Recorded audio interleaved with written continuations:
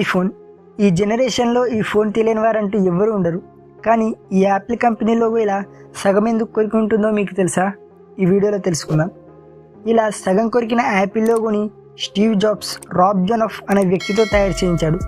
అయితే ఈ Apple logo ఇలా సగం ఎందుకు కొరికి ఉందో అనడానికి చాలా స్టోరీస్ ఉన్నాయి.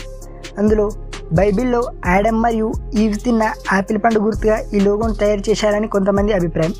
అలాగే 1954 సంవత్సరంలో ఎలాన్ ట్యూరింగ్ అనే గొప్ప సైంటిస్ట్ కావాలనే విషయమున్న యాపిల్ని తిని సూసైడ్ చేసుకున్నాడు. అయితే ఈయన కంప్యూటర్ల అభివృద్ధికి ఎంతో కృషి చేయడంతో అతని నివాళిగా అతను తిన్న యాపిల్ పండుని లోగోగా డిజైన్ చేశారని మరికొందరి అభిప్రాయం. కానీ ఈ లోగోని తయారు చేసిన రాబ్ జోనఫ్ ఒక ఇంటర్వ్యూలో మాట్లాడుతూ, నేను ఇలా సగం కొరికిన యాపిల్గా పెట్టడానికి కారణం పూర్తిగా ఉంటే దాన్ని అందరూ చెర్రీ పండు అని అనుకుంటారని, అందుకే ఇలా సగం కొరికిన యాపిల్గా పెట్టాను అని సింపుల్గా చెప్పాడు.